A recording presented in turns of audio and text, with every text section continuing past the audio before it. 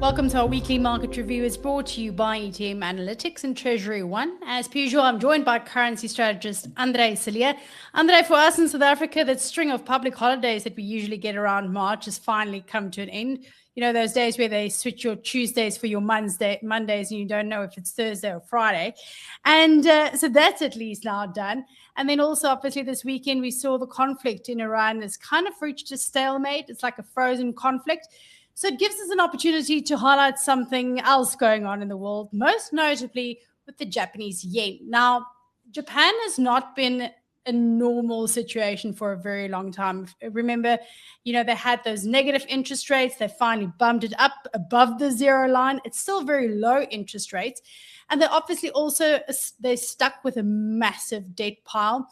And this is making things complicated for Japan at the moment, right? Because their currency has been coming under some bouts of pressure last week. Yes.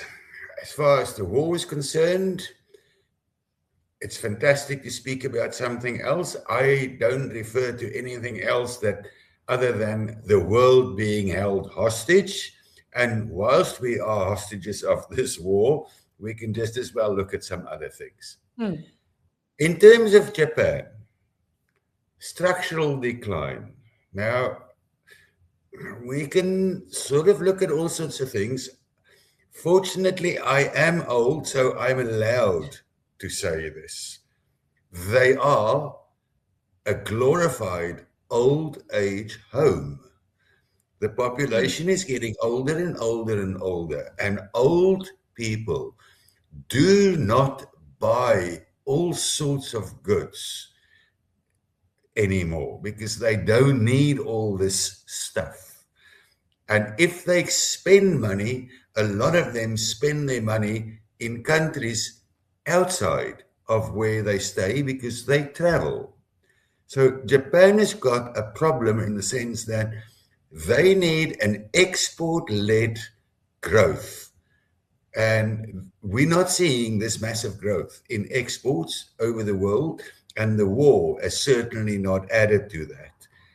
At the same time, their inflation is never really, and has not been for a long time, on a runaway streak because of this spending problem that people don't spend money.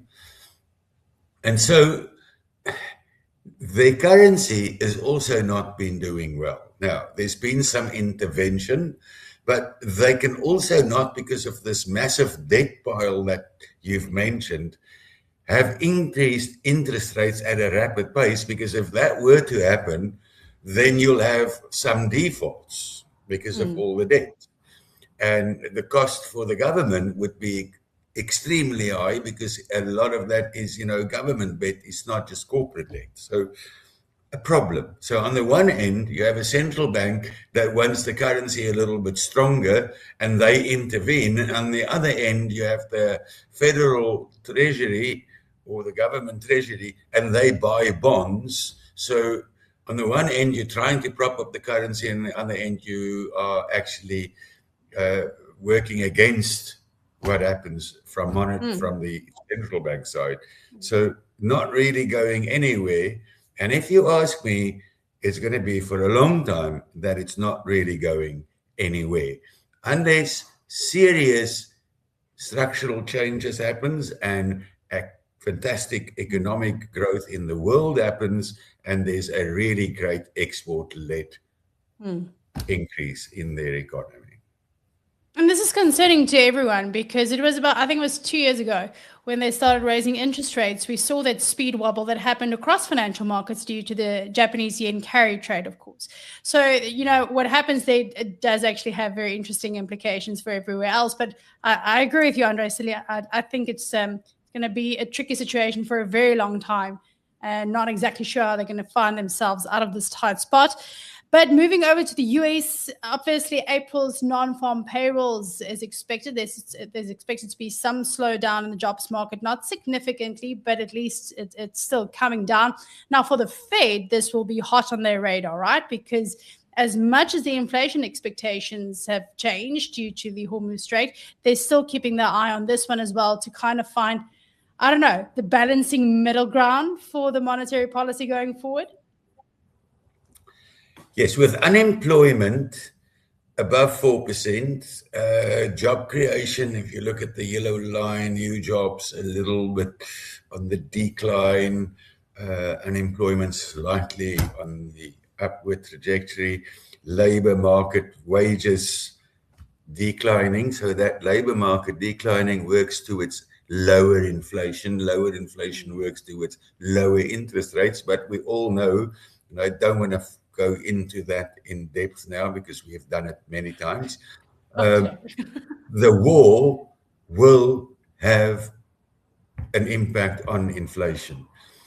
With wages or job creation and unemployment being one of the key places where the Federal Reserve looks towards changing and managing monetary policy, and the other one being inflation, the scale sort of says to me, if unemployment is on the increase and inflation is also on the increase, then interest rates are going to go nowhere. It's not really going to go up, and it's not really going to come down. So that narrative of an exiting Mr. Powell of higher for longer is going to be the narrative by the incoming president of the Federal Reserve, most likely as well.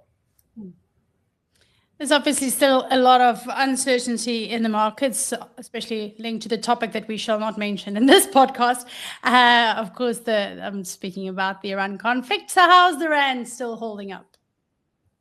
Well, now this is where the Middle East conflict does come in a little bit. There is still discussions on normalizing or trying to normalize the traffic through the Strait of Hormuz. So there is still stuff going on behind the scenes to try and normalize at least the flow of ships through the Strait of Hormuz. If that's the case, and that is what's happened early this morning, with words being mentioned by President Trump, is why the Rand came in below the 60s, slightly above the 60s now. So sort of treading water, watching that situation unfold very, very closely. My information says that there was 14 points given to the Americans to look at from the Iranian side. The information to me says that they've answered to that. It's lying somewhere in Pakistan. We're waiting to see what happens. This simply just tells me that there is still discussions. The discussions still holds, like I said, everybody hostage. And that simply means that we're treading water, not really going anywhere in the 1625, 1675 range, and quite happy being there whilst we're hostages and treading water. Yeah, it's a frozen conflict right now. There's not really peace. There's no real war. It's somewhere in the middle in between as these two countries try and come to an agreement, which from where I'm sitting is going to be incredibly difficult because for both Washington and Tehran, the nuclear developments is a red line, and neither parties are willing to give way on that necessarily. And of course, none of them wants to lose face. And meanwhile, Iran is just increasing its grip on that Strait of Hormuz, causing everyone some panic and speed wobbles. So I don't think this is going to be an easy resolve. I think this frozen conflict is going to be with us for some time. So for that, we're going to hold on to our hats and see how this plays out. And I'm in George, so if I don't flood away in the next couple of days, Andre, we will then chat again next week. Thank you very much.